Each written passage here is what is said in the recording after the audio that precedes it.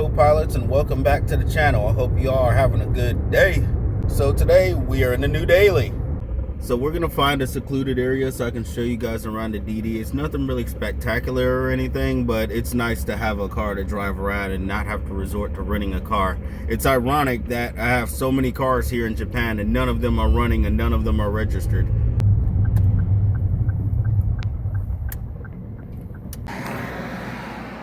I love this. I could just sit here and they do absolutely everything. They even like clean the windshield for you. Such good service.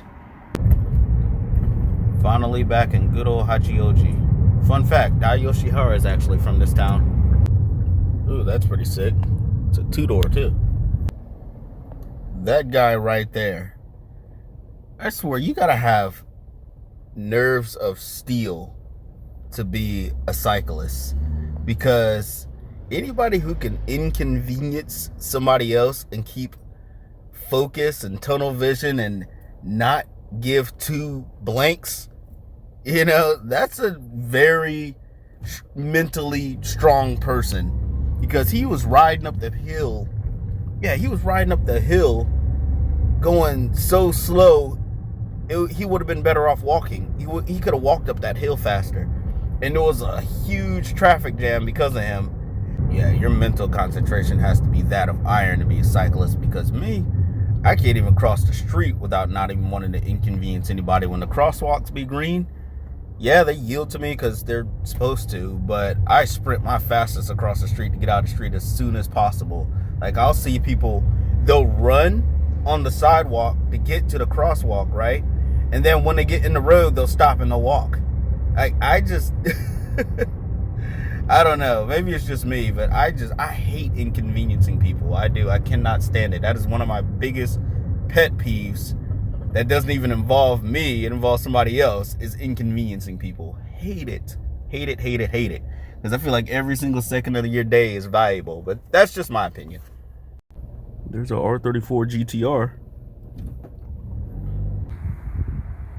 Alright guys, this is the new daily. Told you it wasn't really anything spectacular, but I just wanted to share. It's a 2007 Daihatsu Move, and it is a K car. So this is actually the third K car that I've ever owned. Here in Japan, I noticed that having a smaller car is extremely nice, because you can go anywhere, you can park anywhere, everything's accessible, narrow roads are easier to get down, whereas back in the States, if you have a huge car or truck, it's just not feasible here. So having a K car like this just makes life a whole lot easier. The taxes that you have to pay are cheaper, which will consist of the road tax, which is based on engine size, that needs to be paid every single spring. The shock-in, which is the 2-year inspection to make sure that your car is roadworthy, is also cheaper. That has to be done every 2 years. The insurance is cheaper. It's cheaper to fill up on gas, and also it gets really good gas mileage, because as I was saying earlier in the car, it's about 50 kilometers from this prefecture, well, this specific spot in this prefecture, to where I live in Tokyo. It's about 50 kilometers, and the gas gauge hasn't even moved a centimeter. Start in the interior in the Daihatsu Move. If you notice, everything is in the center. The tachometer, the speedometer, the gas gauge, it's all in the center. There's nothing whatsoever in front of the driver. So it can be kind of weird when you look over and you want to see how much gas you have, for example, and the edge of the steering wheel right here is blocking the gas gauge. And you have to lean over a little bit farther just to see how much gas you have in your tank. So it seems kind of corny, but one of my favorite parts about this car is this little compartment right here. You can put things in here. You can put your phone here. You can put money in there. You can put your wallet. You can put the key. It might slide around and make noise when you take turns, though. But other than that, I mean, it's a pretty convenient little space. I like that. This is a very vlog-friendly type car. You can just mount your camera here on the dash and you can just go. Another interesting thing about this interior is the reduce of blind spots. You see that little window right there? It's so you can see out a little bit more. And even here on the driver's side, this one is very, very useful, because you wouldn't be able to see anything if all this was covered. It would be a huge blind spot. But they thought of that, put this little glass here, and it makes it very easy to avoid objects. So the Ks, or the small car, the yellow plates, What qualifies a car to be a K is the width of the car and the engine size. Basically, the engine size can't be more than 660 cc's. So these are the kind of cars that 90% of most Japanese people here drive because it's just a lot easier and it's a lot cheaper on the wallet.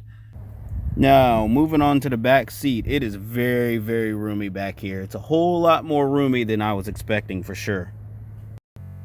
Now, keep in mind, this is probably just for me because I'm not a tall guy. I'm only 5'6", but my legs are almost fully extended back here in the back seat. Also a little astonishing is that these front seats, they're not pushed all the way forward to give this type of room either. This is my normal driving position and I'm very comfortable sitting here. When you open this up, that's just the OEM head unit, don't mind that. So when you open this up, back here it's extremely tiny. You can only fit like very small bags if you go grocery shopping or something like that. But you can let these seats down and that helps out a ton. And then you have a little bit more room. It's kind of like a little van. Star Wars fans? Anyone? No? Okay.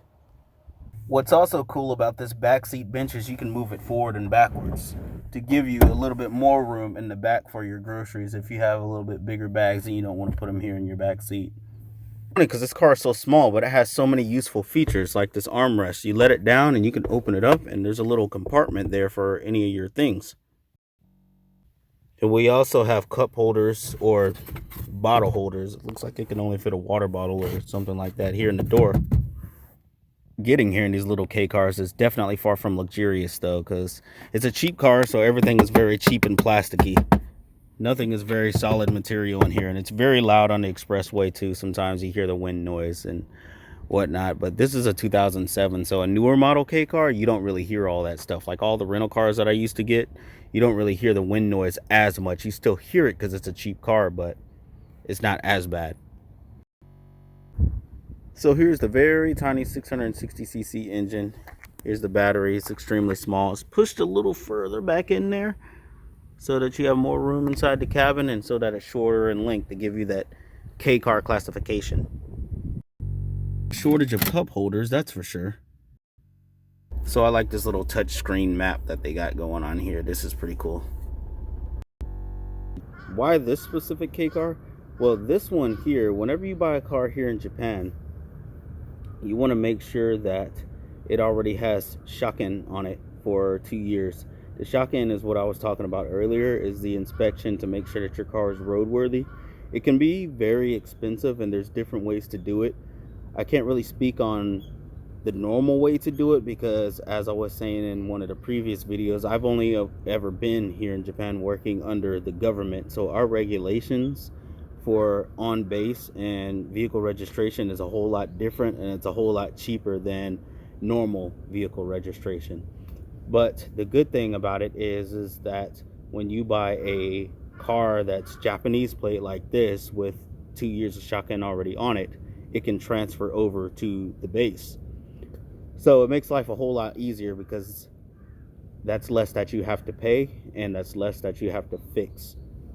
So this specific car has shaken on it all the way until the end of next year, 2022.